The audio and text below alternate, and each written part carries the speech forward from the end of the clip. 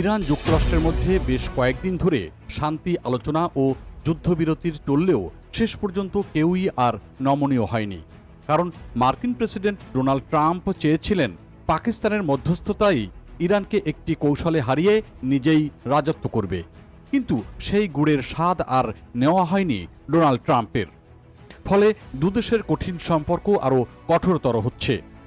ফলে দ্বিতীয় দফায় শান্তি আলোচনার জন্য যুক্তরাষ্ট্রের প্রতিনিধি দল পাকিস্তানে গেলেও বাঁক ধরেছে ইরান। তারা বলছে ইরান যুক্তরাষ্ট্র আলোচনায় অংশ নেওয়ার এখন কোনো পরিকল্পনাই নেই, আর এ কারণে সহসেই থামছে না এই যুদ্ধ খেলা। এর আগে ফার্স ও তাসনিম সংবাদ সংস্থা জানিয়েছে সামগ্রিক পরিস্থিতি খুব একটা ইতিবাচক নয়, কারণ মার্কিন অবরোধ তুলে না নিলে ইরানও ওই আলোচনায় বসবে না। এদিকে ইরানের ভাইস প্রেসিডেন্ট মোহাম্মদ রেজা আরেফ বলেছেন হরমুজ প্রণালীতে কখনোই বিনামূল্যে নিরাপত্তা পাওয়া যাবে না। সামাজিক যোগাযোগ মাধ্যম এক্সে দেওয়া এক পোস্টে রেজা আরেফ বলেছেন, ইরানের জ্বালানি তেল রপ্তানিতে কেউ প্রতিবন্ধকতা তৈরি করবে আবার অন্যদের জন্য বিনামূল্যে নিরাপত্তা প্রত্যাশা করবে, এটা হতে পারে না। ওই পোস্টে ইরানের জ্যেষ্ঠ কর্মকর্তা আরও লিখেছেন, পছন্দটা সুস্পষ্ট, হয় সবার জন্য উন্মুক্ত তেলের বাজার, নয়তো সবার জন্যই বড় ধরনের খেসারতের ঝুঁকি নিতে হবে। আব্বাস আরাকচি আরও বলেছেন, ওয়াশিংটনের অযৌক্তিক দাবির পাশাপাশি ইরানের বন্দর ও জাহাজের হুমকি দেওয়ার বিষয়টি তাদের সদিচ্ছার অভাবেরই লক্ষণ। এছাড়া ইরানের জাতীয় স্বার্থ ও নিরাপত্তা রক্ষায় তেহরান তার সবটুকু সক্ষমতা কাজে লাগাবে। এর আগে ওমান উপসাগরে তুস্কা নামের একটি ইরানের পতাকাবাহী কার্গো জাহাজ আটক করেছে যুক্তরাষ্ট্রের নৌবাহিনী।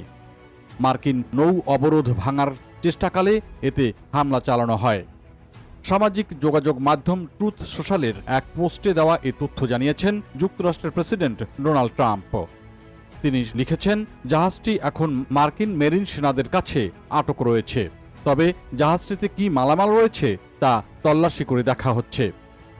আর যুক্তরাষ্ট্রের এমন আচরণের ফলে এই শান্তি আলোচনা আরও ভেস্তে গেছে। ইরানের তাসনিম নিউজ এজেন্সির এক প্রতিবেদনে বলা হয়েছে, যুক্তরাষ্ট্রের নৌ অবরোধ বজায় থাকা অবস্থায় আলোচনার জন্য পাকিস্তানে কোনো প্রতিনিধি দল পাঠাবে না ইরান। খবরে আরও বলা হয়, অবরোধ বহাল রেখে আলোচনার টেবিলে বসার কোনো পরিকল্পনা বর্তমানে নেই তেহরানের। অন্যদিকে মার্কিন প্রেসিডেন্ট ডোনাল্ড ট্রাম্প বলেছেন, শান্তি চুক্তি না হলে ইরানকে প্রতিটি বিদ্যুৎ কেন্দ্র ও সেতুতে হামলা চালিয়ে গুঁড়িয়ে দেওয়া হবে। ট্রুথ সোশ্যালে দেওয়া এক পোস্টে ট্রাম্প বলেছেন, আমরা খুব ন্যায্য এবং যৌক্তিক একটি চুক্তির প্রস্তাব দিচ্ছি। আমি আশা করি ইরান এটি গ্রহণ করবে, কারণ যদি তারা তা না করে তবে যুক্তরাষ্ট্র ইরানের প্রতিটি বিদ্যুৎ কেন্দ্র এবং প্রতিটি সেতু গুঁড়িয়ে দিতে কোনো কুণ্ঠাবোধ করবে না।